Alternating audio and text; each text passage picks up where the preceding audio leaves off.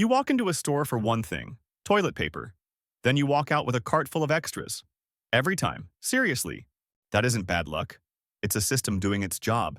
It feels good for a minute. Then it fades so fast, quietly, always. Today I'll show you 5 traps. They look normal, they feel harmless, but they steal your future. Stay to the end. Screenshot the reset. Welcome back, I'm Dollar Danny. I make simple animated videos on budgeting, beginner investing, passive income, and debt, turning money stuff into clear daily steps. A dollar is a decision. If you like this, hit like, subscribe, and share. Let's start. You walk in for toilet paper, that's the plan. No browsing, no extras. Then you see a charger. Yours works, but it feels old. You hear the lie, just $10? Into the cart. Next, storage bins. You picture a cleaner life. A new routine. A fresh start. You buy 2. Then a candle, it smells like new me. Add it. Then a snack. Then a drink. Then one more small thing that looks useful. Each grab is a tiny dopamine hit. Your brain calls it progress. At checkout, the total jumps. $20 becomes $150. You laugh, but it stings. The receipt comes home with you like a guilty souvenir. Later, you open your card statement and think, where did my money go? If that's you, you're not weak. You're being nudged by design. Quick reset. Simple. For 7 days, buy only what you planned before you left home. Write it down before you enter. If it's not on the list, it doesn't exist today. In the aisle, pause your hand. One breath. Ask, what problem am I solving right now? Then ask, will this matter in 30 days, or is it just a mood in packaging? Price it in time. If you make $20 an hour, that $10 add-on costs 30 minutes of your life. Delay non-essentials 24 hours. Snap a photo. Walk out. This is control. A dollar is a decision, not your mood, not the algorithm. Now, trap 1, car payments. Quick quiz. No judgment. Right now, do you know your total auto pay each month, subscriptions, memberships, app fees, all of it? Second question. If your income stopped for 30 days, would those auto pay charges keep draining your account anyway? Most people guess. And the guess is always low because the leaks hide in tiny charges you stop noticing: streaming, cloud storage, free trials. Myth: small purchases don't matter. Fact: small purchases that repeat are what matter. It's death by 1,000 taps, not one big splurge. A $4 coffee isn't the villain. The pattern is $4, 4 days, 4 weeks. Then you wonder why nothing grows. So here's the interrupt tonight.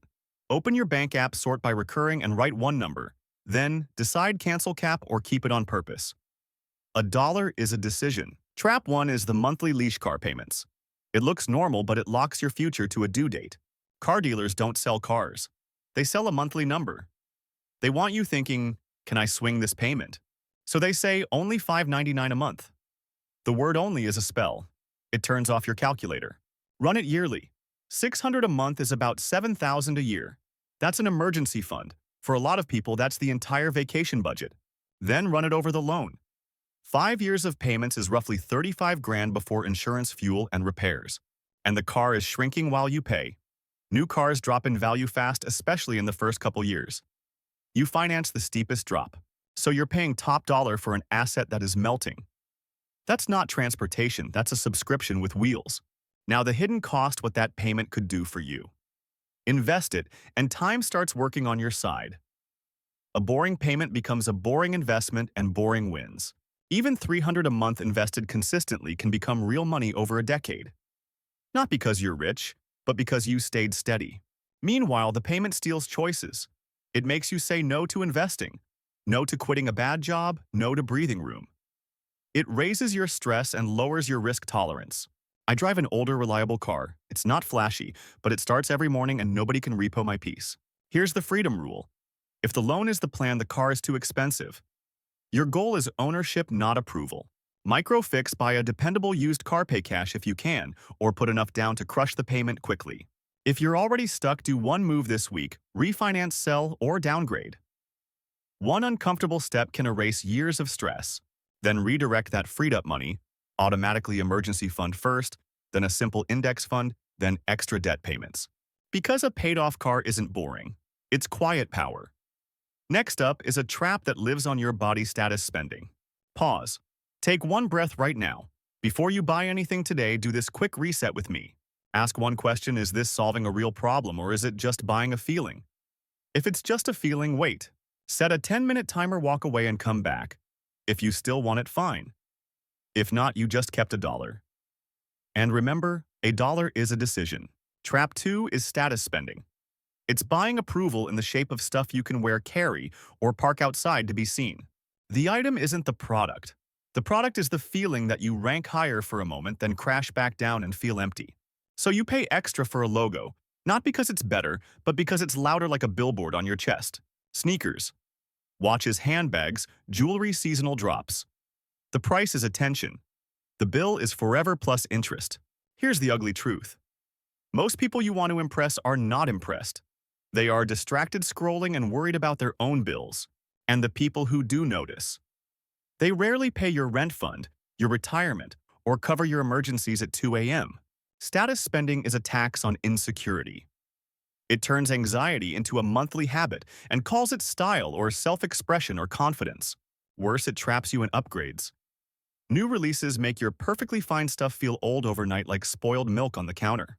You start dressing for strangers. Then you start paying interest just to keep the costume on season after season.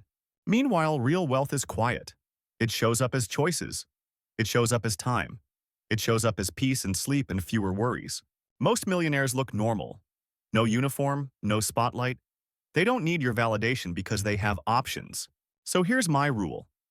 If the main benefit is how it looks to others, it's probably costing you twice in money and stress every time. Micro Fix 1. Build a simple uniform. Pick a few basics you actually wear. Repeat them on purpose, without guilt, without chasing trends.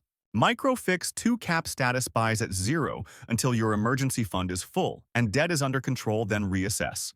If you still want nice things, buy them slowly in cash and only after a 30-day cool-off. No late-night shopping.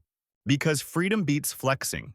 Next up is a trap that pretends to be self-care: luxury vacations on credit with a hangover that lasts months. Quick reset. Your brain says you earned it, so buy it now. That voice loves convenience, upgrades, and comfort. But the truth is, you earned peace. Peace is a paid-off life, a fridge, and a calm morning, not a shopping bag. So tonight, trade one impulse for one choice. Put the item down, write it on a list, wait 24 hours, and sleep better.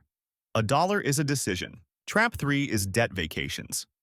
It looks like freedom, but it's just stress with better lighting. If you can't save for the trip, you're not traveling. You're borrowing fun from your future self. The pictures look amazing. The payments look worse. The bill follows you home like sand in your shoes. Flights, hotels, meals, tours, rides, tips. Small swipes stack up fast when your brain is in vacation mode and prices feel fake on a screen. And the interest is the quiet villain. It keeps charging rent on a memory you already lived. Month after month, it grows while you're back at work. People call it self-care. But debt is not care. Debt is pressure that turns rest into worry. You don't need a passport to reset your mind. You need space, sleep, sunlight, and a plan you can afford without panic later. A day off, a local hike, a beach an hour away, a hotel in your own city, a picnic, a phone-off afternoon still counts. Here's my rule. No trip goes on a card unless the cash is already saved and waiting in a separate travel envelope or account. If you want luxury, fine. But luxury is earned twice: once by saving and once by saying no first. It should feel calm before you book. Set a travel fund. Automate it. Even $20 a week becomes a real trip over time and you feel proud instead of trapped. Then book early hunt deals and keep it simple. Your goal is memories, not a performance for strangers online. And if friends push you to just charge it, remember they won't be there at minimum payment time. They also won't pay interest. Trade one flashy trip for 3 peaceful weekends. Your body still recovers, you still laugh, and your wallet stays quiet. When you travel with cash, you come home lighter. No guilt, no surprise statement waiting in the mailbox, just photos and calm. That's the difference between escape and sabotage. Next trap is the upgrade culture that sells you new every month. It never stops by itself. Trap 4 is the upgrade trap. Your stuff works, but marketing makes it feel embarrassing. It turns fine into not enough overnight. A new phone drops, a slightly better camera, a new color. Suddenly your phone feels ancient. Your laptop runs fine. Then you see an ad saying you're behind, unless it's thinner, faster, newer. Your TV looks great. Then a bigger screen shows up and your brain starts comparing inches like it matters. You were happy until you compared. Upgrades aren't designed to improve your life. They're designed to lighten your wallet. The trick is artificial urgency. Limited drops, trade-in deals, countdown vibes. Your brain hates missing out, so you rush and you pay. And when you finance upgrades, you pay monthly for the same functions you already had yesterday. You don't own it. You rent it with interest. Most upgrades are tiny. But the price is huge because you buy the feeling, not the tool. You're buying relief from FOMO. Here's my rule: upgrade only when the current device can't do what you need, not when ads say so. Extend the life first. Replace a battery. Add storage. Clean it. Use a case. Fix the one thing that's broken. Tiny fixes beat big purchases. Then set a waiting rule.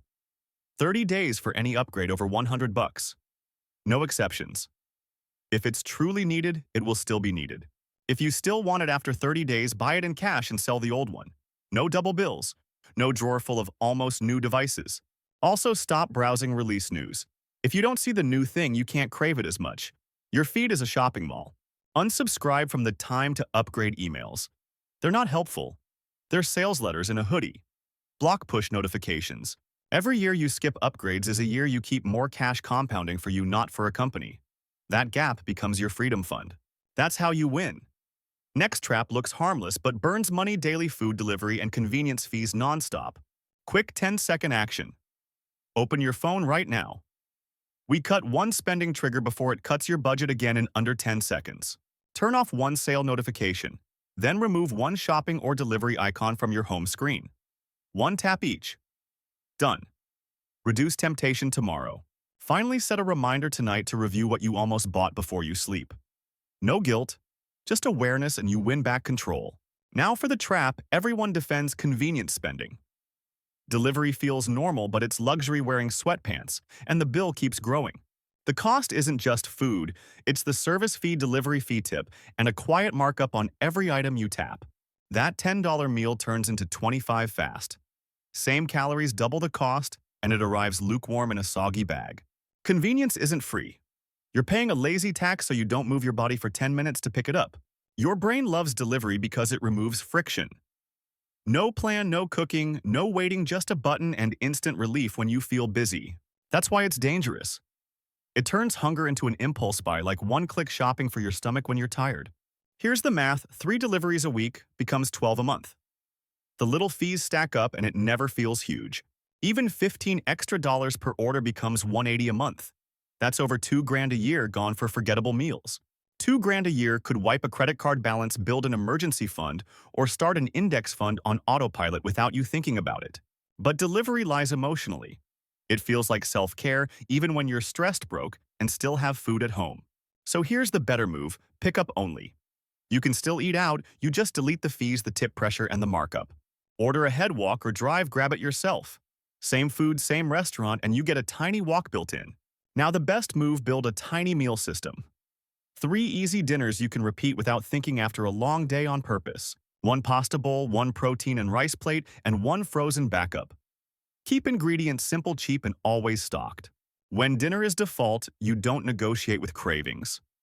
You follow the system, eat well, and keep your money. That's the point. Best isn't willpower. Best is fewer decisions, fewer traps, and more dollars working for you monthly without you noticing. Time for my decision breakdown: bad, better, best. Same life, different choices. Pick what you can repeat this week, not fantasy. Cars: bad is buying by monthly payment. If you can't afford it in cash, you're renting a lifestyle and paying interest. Better is a reliable used car paid off fast. You keep insurance, reasonable maintenance planned, and your paycheck stops leaking every month. Best is drive it long, invest the difference, and let time do the flexing. Quiet wealth beats loud payments every single year for years. Status: bad is wearing the logo while your savings is empty. You're buying approval from people who won't pay your bills. Better is a simple uniform you like, plus 1 quality item you truly use. No trends, no drops, no must-have panic. Best is identity-free spending. Your confidence comes from a growing buffer and a plan, not what's on your wrist or feet. Vacations. Bad is charging trips to a card and calling it self-care. That beach turns into months of minimum payments and stress. Better is a planned trip fund. You save first book later and you come home with memories, not a balance. Best is local mini adventures while you build your base parks. Day trips, friends, free events. Cheap fun, zero hangover. Upgrades bad is replacing working tech because marketing made you itchy. New box, same life, smaller bank account. Better is use it till it breaks. Then buy one step up once. You upgrade for function, not flex, and you keep control. Best is a cap and a rule 1 in 1 out for devices and pickup only for food. Fewer taps, fewer traps, more money staying put. That's the system. Remove the easy yes, build a default no, and your dollars work for you. Next, I'll give a 5-step escape plan. Mini case study. I ran a 30-day reset and treated it like an experiment, not a personality test, so I could learn the real pattern. Before it started, my money leaked through defaults, delivery upgrades, and little reward purchases I barely remembered. Week 1 was the worst. I felt irritated and restless, like my brain was begging for a quick dopamine snack even when nothing was wrong. My thumb hovered over the order button, and the story in my head was always the same. You're tired. You deserve this. I used one rule: wait 15 minutes. I set a timer, wrote the craving down, and watched most urges shrink. That week, I didn't try to be perfect. I just practiced stopping, breathing, and letting the feeling pass, then choosing a simple next step. Week 2. I finally saw the pattern. The urge wasn't hunger. It was stress, boredom, and wanting relief. So I built friction on purpose: pick up only, a tiny meal plan, and no browsing stores, just to look. Week 3, the leak slowed. My account stopped evaporating in silence, and the month felt less scary because my choices were predictable. I checked once and realized I was up about $200, same job, same life, just fewer traps, stealing momentum every day. That number wasn't magic. It was math: fewer fees, fewer impulses, and fewer tiny purchases stacking up. Week 4. My brain felt lighter. Less decision fatigue, fewer cravings, and more calm at night, especially after dinner. I locked in 2 guardrails, 1 in 1 out for stuff, and a weekly audit day for 10 minutes, no guilt. That's the before and after. You don't buy freedom in one big move. You build it by closing one leak at a time, then repeating it. Here's the escape plan. 5 steps. Simple enough to do this week, strong enough to change your year even if you're busy. No spreadsheets required. Step 1. List your leaks. For 7 days, write every small spend. The moment it happens, no judgment, just data you can trust. Keep it visible. Include delivery fees, app subscriptions, quick upgrades, impulse snacks, and anything that felt like a tiny reward or comfort hit. Step 2. Cancel fast.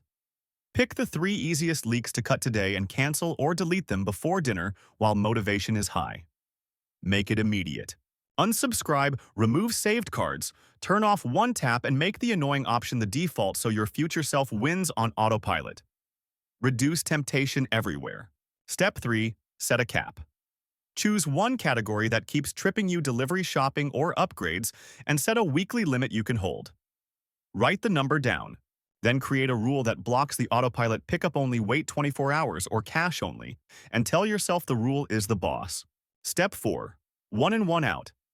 If a new thing comes in, an old thing must leave. Sell it, donate it, or trash it. No exceptions for clutter. Make space on purpose. This kills clutter, kills upgrade cravings, and forces you to ask one question: what am I replacing exactly, and why do I want this? Step 5. Monthly audit day. Put 1 day on your calendar each month to review leaks, caps, and subscriptions like a quick checkup. Treat it as normal. 10 minutes. Look at transactions, circle the top 3 regrets, and adjust one rule for the next month, not your whole life. One tweak only. Now pause and screenshot this checklist. Don't memorize it. Just save it so you can follow it when you're tired and stressed. Right now, start small. Pick 1 leak and 1 rule tonight. The goal is not perfection. The goal is fewer decisions tomorrow and more peace. For real life, when you slip, don't spiral. Reset immediately, name the trigger, and return to the rule like nothing happened, because that's progress. No drama. Do this for 30 days and watch what changes first: your money, your stress, or your confidence. Usually, it's all 3 quietly building. You'll feel it. That's your escape plan. In the next part, I'll show you how to turn the extra cash into a simple wealth system you can actually maintain. $1 is a decision. Before we wrap up, let's zoom out and lock this in. This video wasn't about cutting joy. It was about stopping money from quietly leaking out of your life. Trap 1 was car payments buying a lifestyle on monthly debt. Trap 2 was status spending, buying approval instead of freedom. Trap 3 was debt vacations turning rest into stress. Trap 4 was the upgrade trap replacing things that already work. Trap 5 was convenient spending paying extra to avoid effort. None of these feel dangerous in the moment. They feel normal. That's why they work. But once you see them, you can't unsee them. When you stop auto-buying comfort, your money slows down. It stays. It compounds. You don't need to fix everything at once. Just interrupt one default, one rule, one decision. $1 is a decision. If this helped you, hit subscribe. I make simple finance videos without jargon or shame. Share this with one person who's broke but busy. Most people aren't bad with money. They're just running defaults they never chose. Next video, what to do with the extra money once leaks stop.